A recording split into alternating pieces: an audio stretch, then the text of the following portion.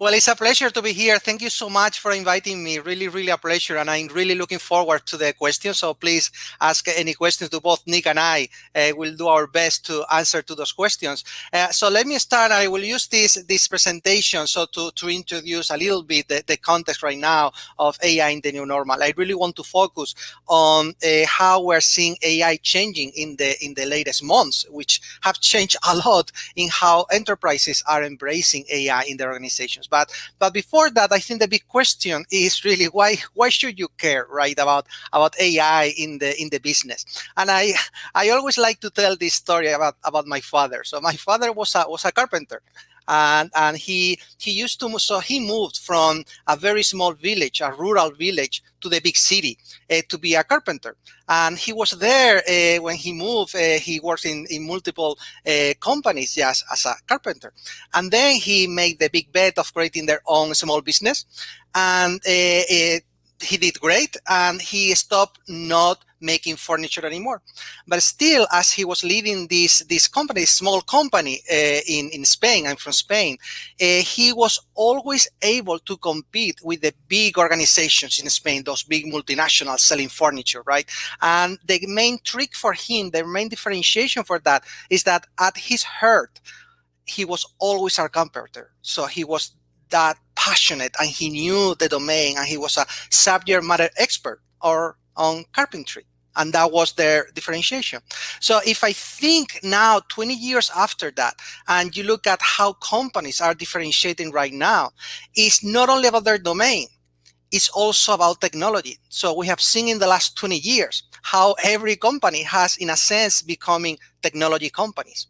And as AI is transforming radically that technology, we will see in the near future how every company is an AI company. So if you want to lead a company where the differentiation can be done, not only you need to know about your domain, you also need about the technology. So that's the sample that I use. That's the how. Now, we haven't been doing that. That's the reality. So if you look at the past years and you look at the numbers, actually you can see us, all organizations are struggling to really embrace AI for their business. Yes, it is true that they're embracing AI, but in particular pockets.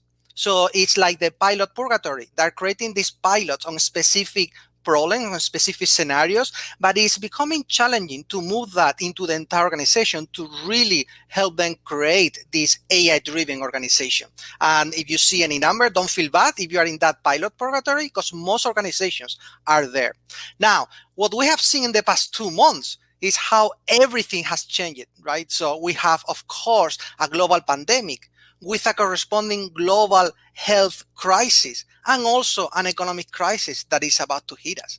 So how is that impacting on the AI transformation in the companies? That will be the focus of today's session, and hopefully also the conversation with you afterwards.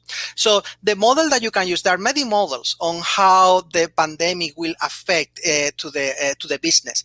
But just to simplify it a lot, you can see how there are primarily 2 main phases. The first one, which is the one that we are now, is reacting to the disruption that we're experiencing. It's about responding to this crisis in our organizations. But then, as we gradually move to the new normal, we will see how in many industries, this big disruption will also require in the medium term to redefine and reimagine their businesses. So let's use this frame to see how AI is impacting the organizations today.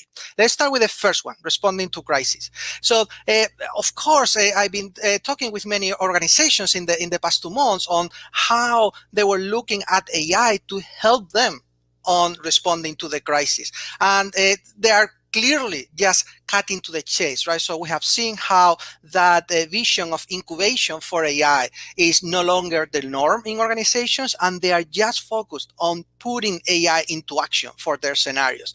And there are 3 scenarios that I would love to highlight. These are the 3 scenarios that I see all the time in organizations nowadays for responding to the crisis: business process optimization, employee productivity, and customer service. Those are the three that I want to talk today. So let's start with the first one, business process optimization.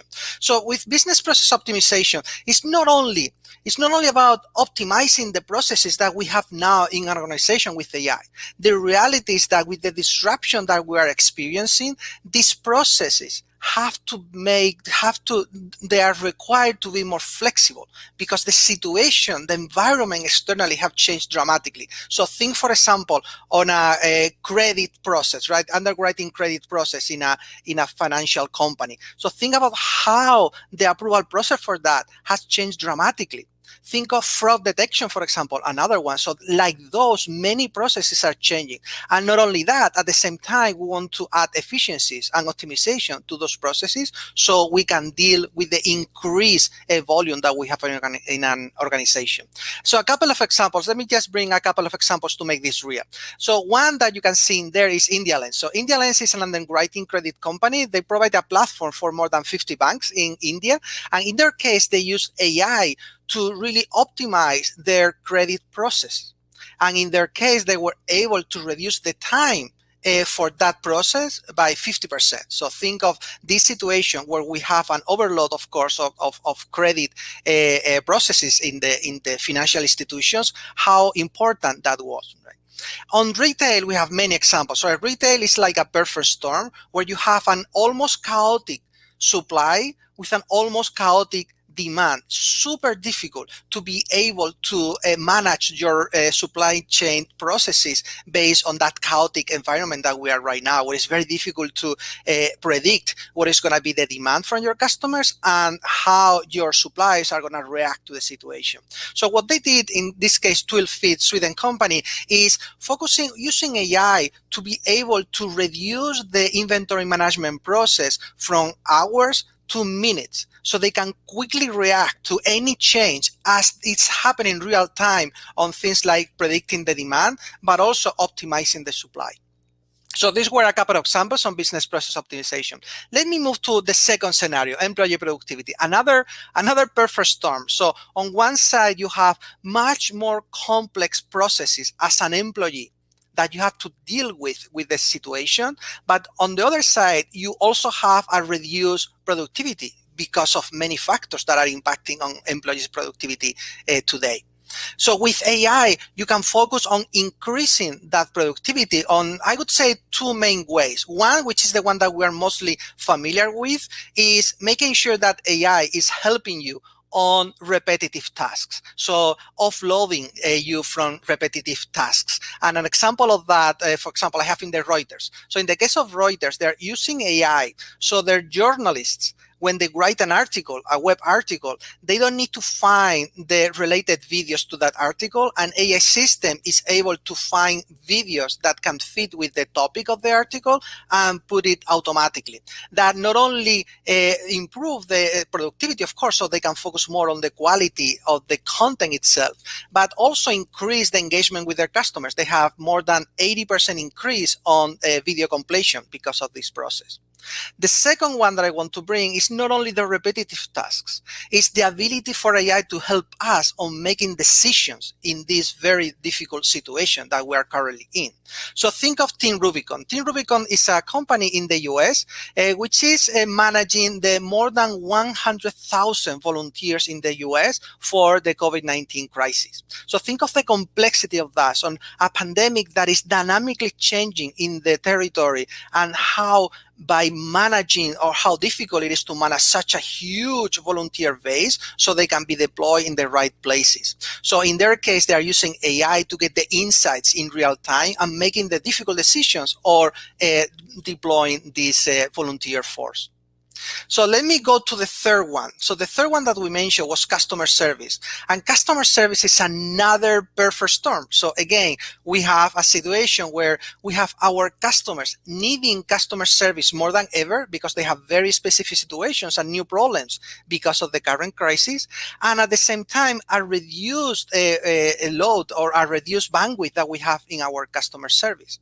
Now, this could be two things. It could be as simple as using AI to help us with a first line of customer service that can help redirecting appropriately the customer, or it can go even beyond that. Let me start with customer service itself. So a good example would be CDC, the Center of Disease Control in the US. So the CDC is using AI, in this case a bot, to act as a first response to people who are potentially patients of COVID-19.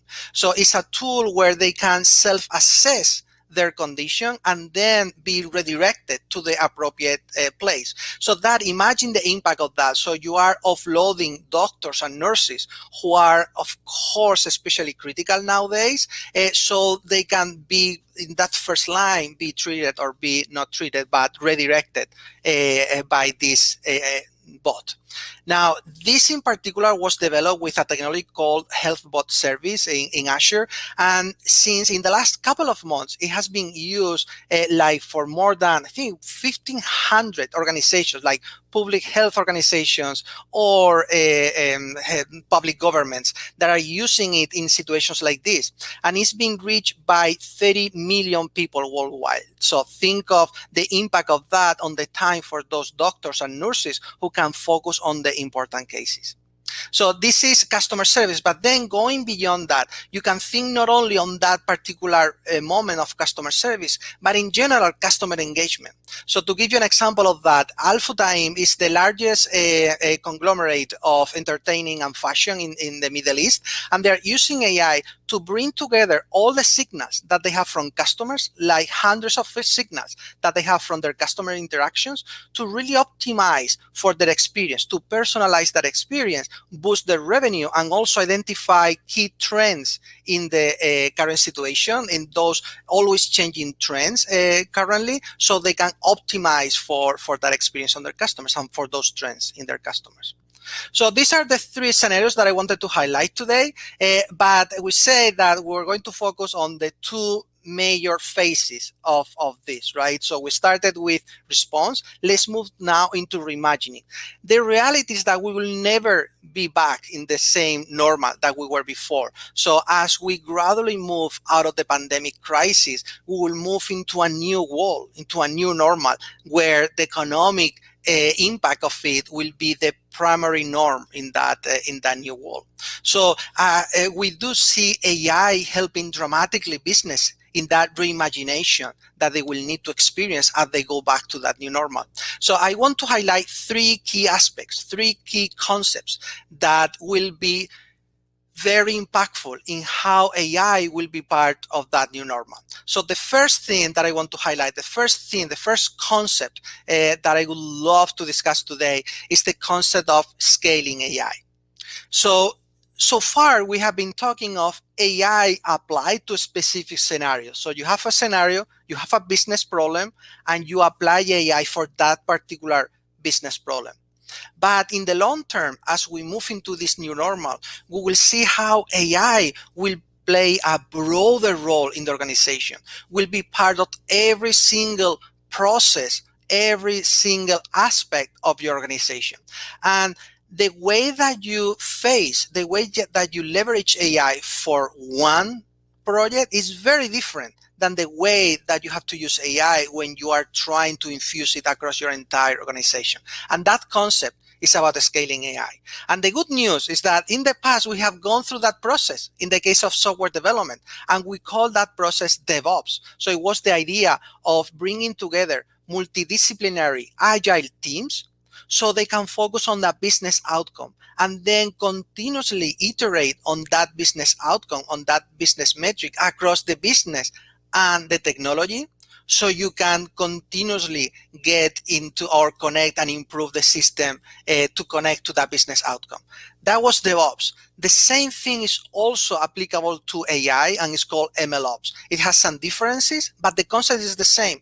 It's about bringing together the business and the technology in a unified life cycle, connected to the business outcome, and continuously iterate on that business outcome instead of working on very isolated one-shot projects that you just deliver and you don't learn from that. So it's connecting that development and operations continuously.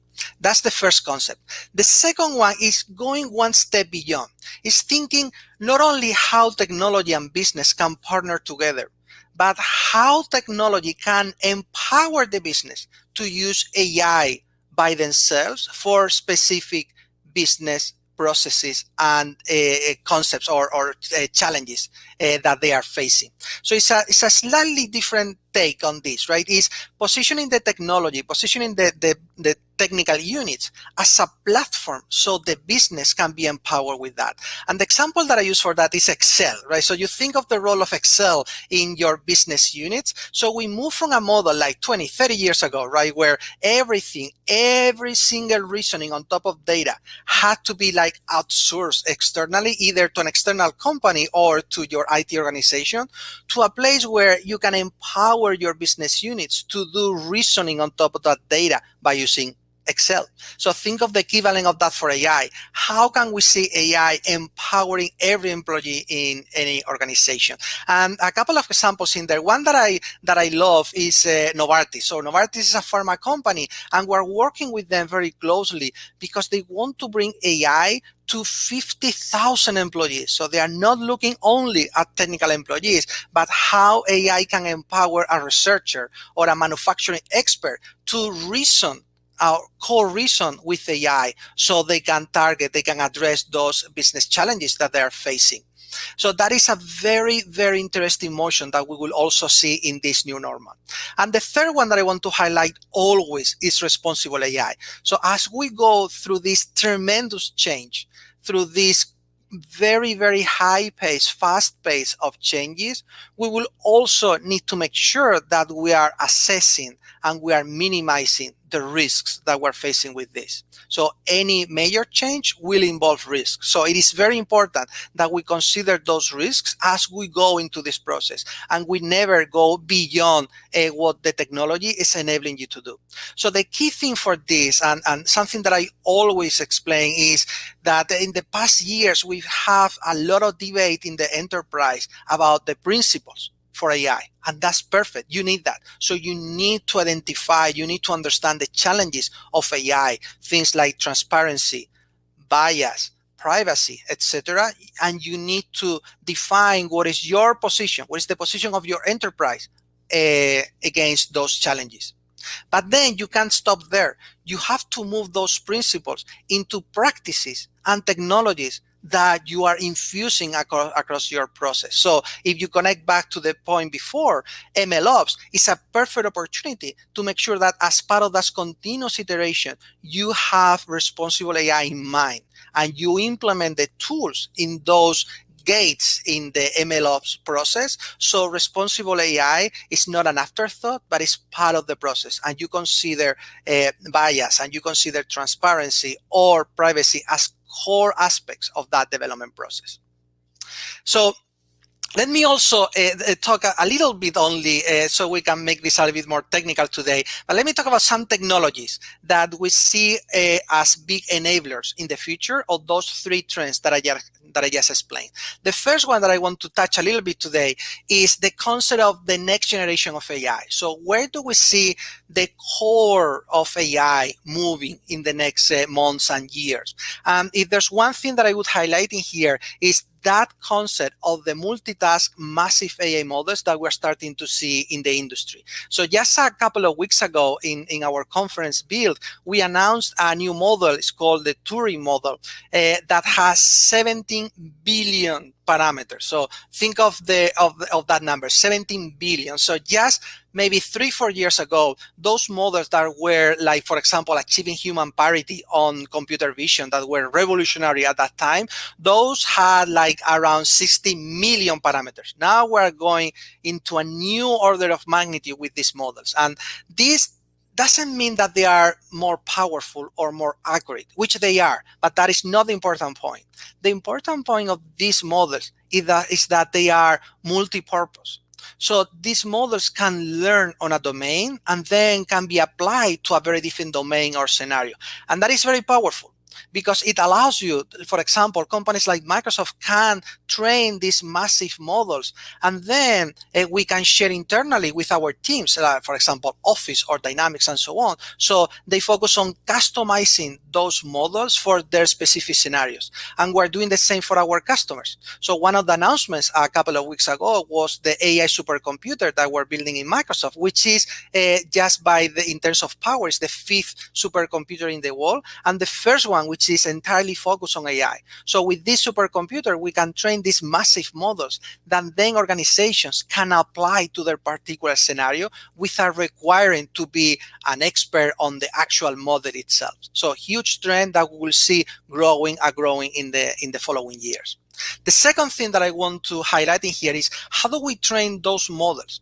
So right now, the situation or the flow that we see in every organization is primarily data scientists creating these narrow specific models for their specific scenario that then are deployed in the organization. But as we move to these more generic models, we will see more and more humans teaching those algorithms without using like traditional machine learning approaches. So for example, a key concept is machine teaching. Machine teaching is the concept of, instead of providing data for the model to learn, is to use my domain expertise to teach the model, just like you would teach another person. Or things like interactive teaching, where the model is able to learn as it's being used by the expert, by the subject matter expert. The other thing that I would highlight in here, and I was bringing that for the Novartis example before, is the concept of reasoning tools. Is about tools for the subject matter expert, so the domain expert, that can be used to co-reason with AI, so they can focus on, for example, imagine in the case of Novartis, being able to reason on top of the hundreds of thousands of papers on any particular domain for pharma that would be impossible for a researcher to read in their lifetime, right? And thanks to AI tools, they're able to reason on top of that, so it can be applied in their domain. And the third technology trend that I want to highlight, aligned with the third concept that we saw before, is digital responsibility. So responsible AI by itself will be an important area of innovation, and we'll see how technology will help us in making sure that AI that we develop is done in a way that is responsible. And there are three areas that you have to keep in mind here. One is the concept of transparency. It's about understanding your models. It is critical that we understand the models that we have in an organization to make sure that the decisions or the recommendations made by that model are aligned with our principles.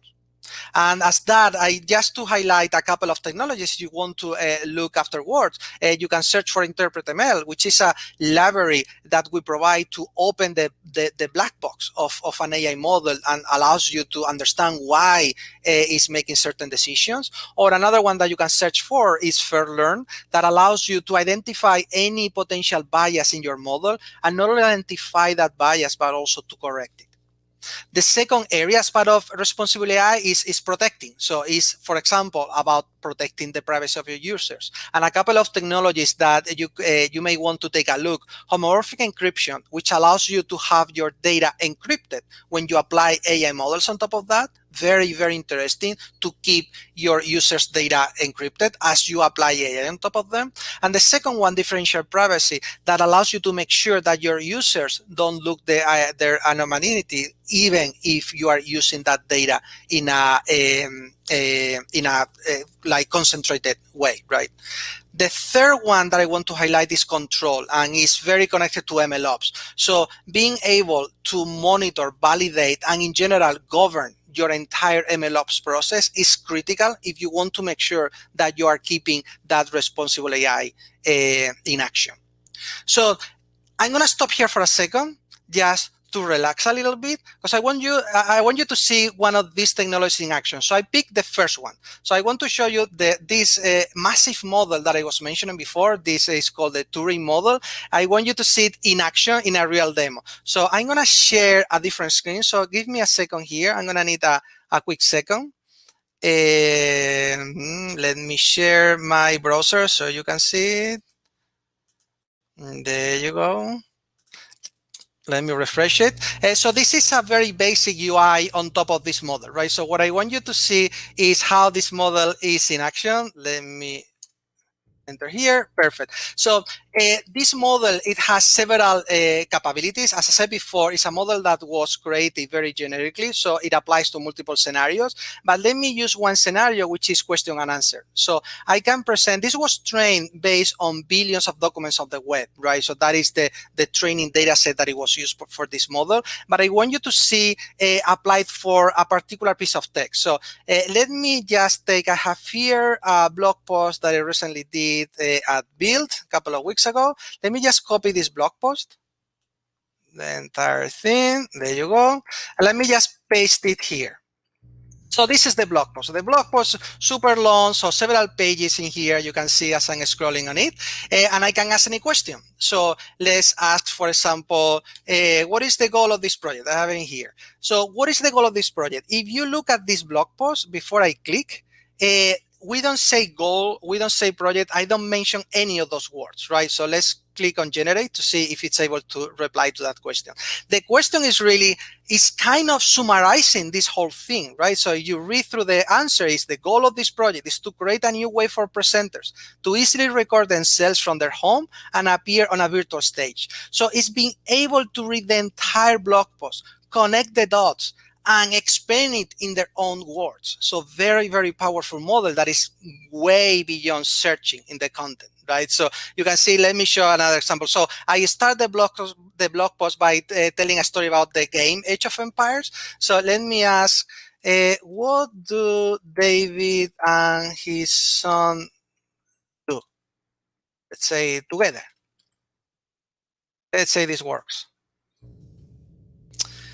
David and his son play Age of Empires. So again, I'm not saying that exactly. So I say, I used to play Age of Empires, in a previous sentence, with my coworkers, and I still play with my son who beats me with no mercy. So I was able to answer to my question, which was not exactly what was in the text, right? And this was about answering questions, but it can be used for any other thing. So we use it, we apply the same technology, for example, in Office for things like the auto reply of emails. We apply it in Dynamics for detecting customer churn based on the interactions with that customer. So again, using a generic model and apply it in specific scenarios. So this was something that I wanted to show before I close, but let me finish with one more thing. So let me go back to the slides. Let's see how quickly I can do this. Perfect. I want to finish on a little bit, excuse me for this for this ending, but I want to finish a little bit on a more philosophical note, if you want to call it. So I want to reflect on two big lessons that we have seen in the last 2 months, right? As we are going through this crisis. I want to highlight those two lessons in a second. So the first one that I want to highlight, and I'm sure that you feel very identified with this one, that all that bureaucracy that we have in the past, all those problems that we have in companies before on getting the technology and the business working together, on getting multiple disciplines working together or getting multiple departments working together, suddenly all gone, right? So suddenly you have the COVID-19 crisis and you see teams across organizations working together, super agile, just cutting to the chase, going into solving the problem and forgetting about the rest of the bureaucracy. And that has been proven to work. So it's clear that when you focus a team on a problem and you make it agile and you continuously deliver on that, is actually delivering much better results. So we have seen like retailers that have been working on curbside pickup, right, for months and months. And then in a matter of days, they were able to put it in production because of the external factor coming together in an agile team. So that's the first lesson that I want to highlight. The second one that I want to highlight is that it is true that having multiple teams can be in an agile way can be very tricky. So we have seen that before. It's very difficult to keep them aligned and making sure that they are going in the right direction. So the second thing that I think we learned in the past 2 months is how purpose is critical to bring these teams together. So if there's something that we've been impacting in the enterprise with the current crisis, it's a super, super clear. No questions about the purpose. The goal was very clear across the entire organization. And it was a personal goal. So people came together with a sense of purpose. So the example that I'm using here, and I will close on this philosophical thinking, but I've been trying to get to that essence of the purpose in this organization. So one of the things that I have recently done is talking with not only with the leaders of the organization that I thought were being successful on implementing AI, but also with the people that were behind that big transformation. And as I was asking them, and as I was exploring the reasons for that success, yeah, there's a lot of things, and of course I talk hours about that organization, structure, culture, empowerment. So many things that are critical for that. But there was one thing in common across all of them, and you see actually their pictures in here, and they are everywhere. So there are some of them actually from the UK. So thank you for that.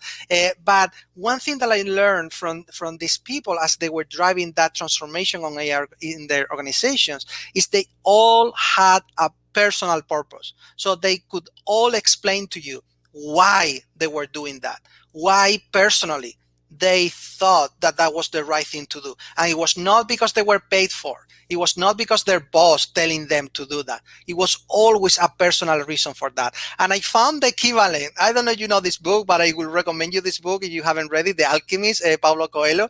That in this book is a story about it's a Spanish shepherd actually. And he has like a personal legend that is called in the books, like a recurrent dream of finding a treasure in the pyramids in Egypt. And because of that sense of purpose, he started an adventure to get to those pyramids and find that treasure. And in that journey, he met the alchemist, and the alchemist is actually the person who is helping him, who is inspiring him, teaching him the secrets of the desert, right, to get to their personal legend. And when I talk with the engineers, or when I even talk with the business leaders, they always tell me, oh, that is great. I have a personal legend. I want to do this with my life. And that is great. And you should do that. That's perfect. But in many cases, you are not going to be the shepherd. You are going to be the alchemist. So you have to lead in your company in a way that people are empowered to do this journey. You have to make sure that in that agility, in those teams, how they come together is because they're aligned to their personal purpose. And that small thing, that purpose-driven leadership is, in my opinion, one of the key aspects that I've seen in these companies on how they are embracing this big transformation. I'm gonna stop here. Nick, hope you're still there, but I have a big question for you. Are you there? Yeah. I am indeed. Hi, David. Hi, Nick. Nick, are you a shepherd or are you an alchemist?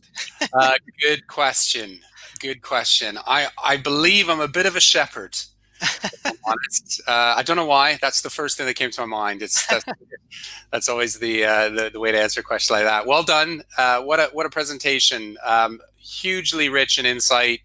You covered a lot of ground. Take a well-deserved drink of water there. Yeah. One of the best that was intense. One of the best things I found of your presentation is also your backdrop. Like, that's a beautiful. It seems like a very Seattle, Redmond kind of West Coast. Well, that's what you can see, but it's actually raining today. So that beautiful landscape is because it's raining 300 days a year. Nothing to envy to the UK. Exactly. It's not too far off between the UK and there. So well done with that. Hi everyone. I'm Nick Mcguire. I am an industry analyst for a company called CCS Insight.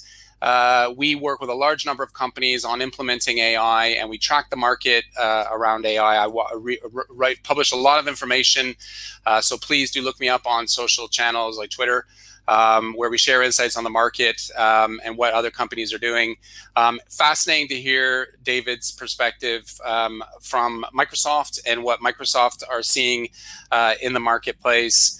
I want to jump right into it, David, because you've spurred so many different questions from no doubt the audience, but also some of the questions that I picked up. let's kind of kick into it, because I think you covered a lot of ground. I mean, some really interesting concepts. Making every firm an AI firm, scaling AI, putting AI into action. AI for everyone.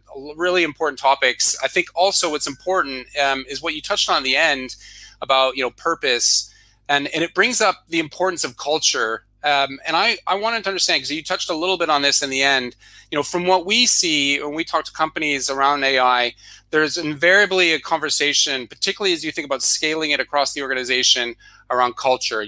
How do we embed an AI culture into our organization? So I'd be curious to see what you see in terms of the role of culture and the success that companies that you're working with respect to actually getting business value from AI. Yeah, no, that is a great question, and I think I can't emphasize enough how important culture is, right? Because the moment that you move from project by project, the moment that you move from looking at AI only on your technical units to really include and be comprehensive and being part of every single thing that you do in your company, that involves a cultural transformation. That is no longer only a technology problem, it's also a cultural problem. And the sample that I'm using here is actually a Microsoft example. So we started, one of the first organizations in Microsoft to embrace AI was finance. So our finance department. The story, our CFO tells that story very well, is how it was started. It was not on the culture. So they started top down, right? So they got together into a meeting and they were saying, hey, what are the biggest challenges that we have in Microsoft Finance? And they identified 3 big challenges and they applied, they kick off a big project in the department to apply AI to that challenge. And it didn't work. It didn't work because there was no buy-in from the business users, from their employees. And without that connection, it's very difficult. And same thing happened to us, for example, in customer service. If you have your customer service representatives that are not willing to play in the AI era, it's very difficult to drive that transformation. So what they did is starting from scratch, and they took a very different approach. Instead of being a top-down approach, they focus on a bottom-up approach, right? So they deliver or they release a training to all the employees, and it was a training. It was not that deep, so you don't need to be an expert on AI to understand AI, but it was enough so the employees, the business users, were able to understand the possibilities of AI. So bottoms up, they can provide and they can be empowered so they can be part of that transformation. And by doing that empowerment, they dramatically change the impact. And now, for example, several years ago, actually, the forecast process that we do in Microsoft, we do it using AI. So we could have the business users in the financial department focus on way more impactful tasks that are not forecasting, right? Which is something that they were spending a lot of time before. So I think that is a good example, but there are more. So that was about empowerment, but you also need to think about the data-centric culture. You need to empower people to work on data, to share data, to make decisions based on data. So that's another one that I will highlight. And finally, I will also highlight the responsibility. So people will need to know not only the possibilities of AI, but also the challenges, so they can balance that on their business.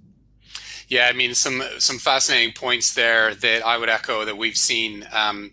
In particular, I think the ability to bring employees along with the technical strategy and with the organizational strategy with respect to AI. And what we've seen, going back even a year or two, is that there's still a little bit of apprehension around the technology, a little bit of misunderstanding about its role in the workplace. And I think part of that also is because there's also a lot of fear around the impact that the technology could have on a particular role. And so what we've seen is companies that have managed to kind of mitigate that fear by presenting AI as a tool. And we've heard a lot about this at CogX as part of a strategy that's been effective in bringing employees along with the organization as part of that journey with respect to AI. Yeah. But that's one of the fundamental barriers we've seen. There's a little bit of a trust factor with AI as a workplace technology, as an enterprise technology that companies have to overcome. I'd be curious because I know you really did a great job of showing where companies are doing in the crisis, and then obviously the direction of where we're going. What have been some of the barriers that you've seen, like the real challenges companies have had in with the technology, and how do you see those changing? With the technology, or even beyond the technology, because to be fair, there are challenges that go even way beyond the technology that we see all the time, right? And let me go there maybe. So let me go and expand it even beyond the technology. We do see certainly, so we already discussed culture. So that's a critical barrier that we see in every single company. Without the buy-in from your business users, without the business being involved in the process, it's very difficult to do a transformation this big, right? So that one for sure. The other one that I would highlight in here is really thinking how you are going to enable that from your structure in your organization. So how should you design your organization in a way that can enable this new culture? I've seen everything, and you have seen everything too. So there are as many different organizations and approaches as companies I can think of. But at the same time, something that I see all the time working very well is that concept of a hybrid organization. So we usually see organizations picking between two models, right? So you have organizations that are creating a center of excellence or a technical unit or something like that is on point for driving that transformation. And then we see organizations on the other side of the spectrum, which is all about distributing that into your business unit so they can apply AI to their business processes.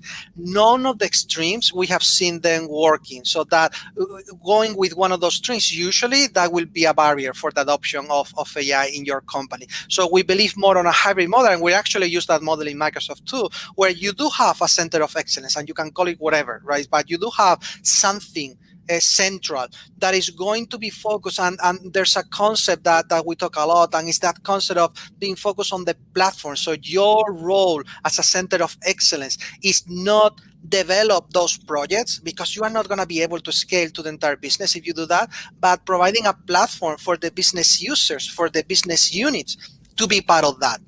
In that hybrid organization, we see like the middle point where the organization is not a barrier anymore. The other one that I would say, Nick, and I'm sure that you feel very identified with this one, is this duality that we see of companies that are targeting the very long term, because they really want to have like a true transformation on the organization, but they have a barrier with that, which is the lack of short-term results. So it's very difficult for them to continue the investments on those projects because they are not providing the return of investment from day zero.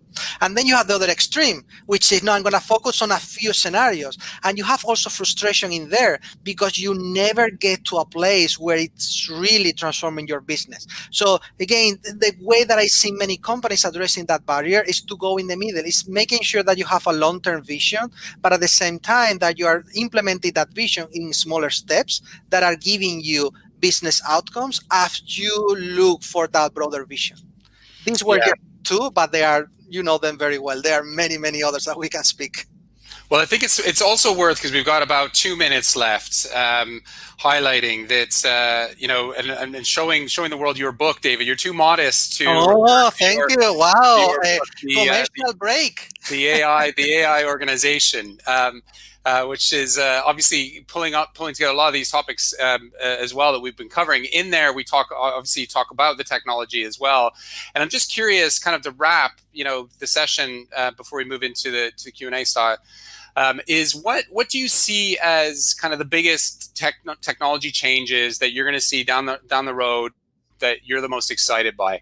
Maybe picking up on some of the points you made, briefly in your pitch, but maybe even thinking about, what you see as the most exciting as we look forward over the next kind of 12 to 18 months.